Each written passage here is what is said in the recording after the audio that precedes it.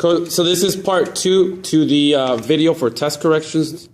Let's go ahead and do number 10. Number 10 is asking you to determine the slope of the line that passes through the given order pairs. So number 10, you have to remember the formula is y sub 2 minus y sub 1 all over x sub 2 minus x sub 1, which is equal to m. And m is our notation for slope.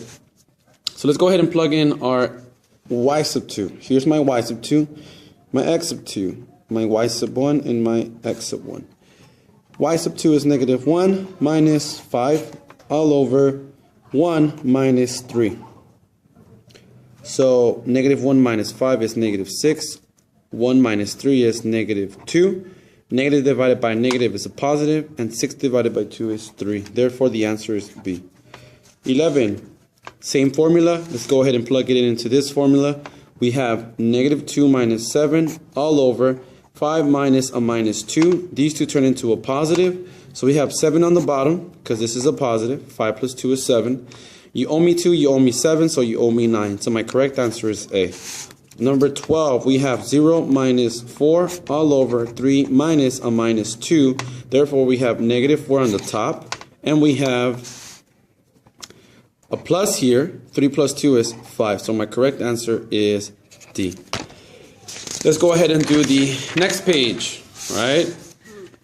Number 13, which equation best represents the graph? Well, there's so many ways of doing this. I'm going to do one way.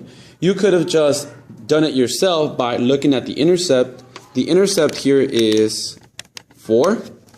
So we have a y-intercept at 4. We know that we can use slope-intercept form.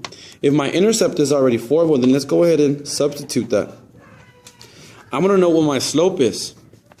Look, right away, I should pick letter C, right? But let's go ahead and finish this off. If I continue my slope, if I go ahead and continue to find my slope, I know it is that my slope is negative. Therefore, I have to go down 1, 2, 3, and over 1, 2, 3, 4. So, there you go. My slope is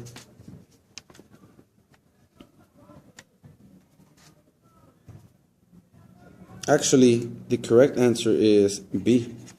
Because here, what happens when I move the... No, my correct answer is not B. My correct answer is... This is a typo, people. I'm so sorry.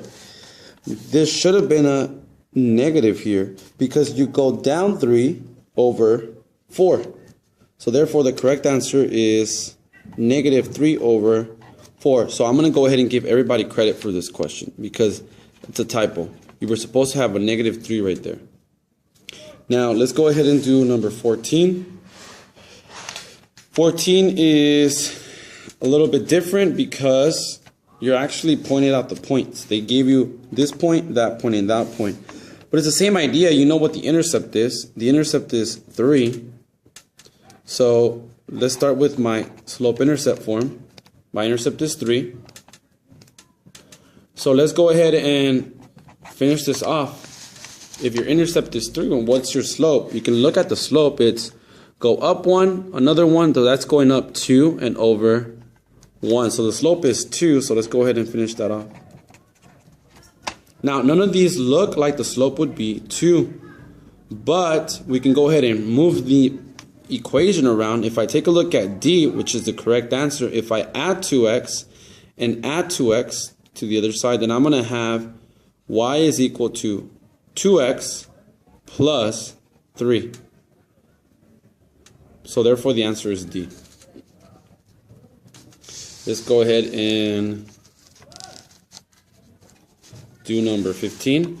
15, which inequality does the shaded region of the graph represent? So my intercept is 1. So let's go ahead and write that down. Y is equal to mx plus b. So my intercept is 1. Let's see what my slope is. Oh, and it's not going to be equal to, it's going to be either less than or greater than. So I don't know if it's going to be less than or greater than. We're going to try to see if we can make up our mind. So what is my slope? Well, my slope is, let's see, you go down 1 over 1. So my slope is negative 1. So I'm looking for an equation that looks like this, which looks like it has to be A. That's the only one that matches my equation. And A actually has a less than sign, and it makes sense because where are y values less than this line? So what I'm saying is, where are y values less than negative 1x plus 1? Here's my negative x plus 1. Here's the line that creates that. So y values less than means it's the negative y values. Here they are. I can't shade the upper region because these are positive values. So therefore I shaded this side. So the correct answer is A. Last question. Which is the graph of the inequality? So here are 4 inequality graphs. Let's go ahead and actually put this in slope-intercept form, because if I don't do that, I can't go ahead and determine what my answer is. If I subtract 2/3 x on both sides, I can eliminate this from the left side, leaving y by itself. So now I have an inequality that says y is greater than or equal to, I'm going to write negative 2/3 x first, and then I'm going to add 2 to it. Therefore, it looks like slope-intercept form, y mx plus b.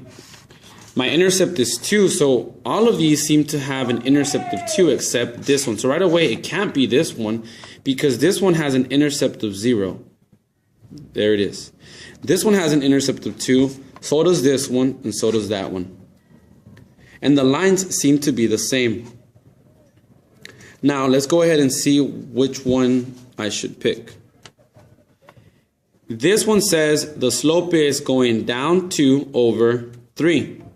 But my y values have to be greater than this line. So look, actually this line is the same as that line, and it's the same as that line.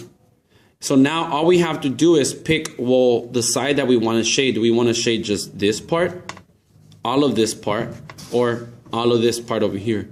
Well, y greater than or equal to means the upper part, because y greater than means positive. The positive values are here on the top. So the correct answer is graph 2. Therefore, it's letter B. And that does it for this video. Have a good one.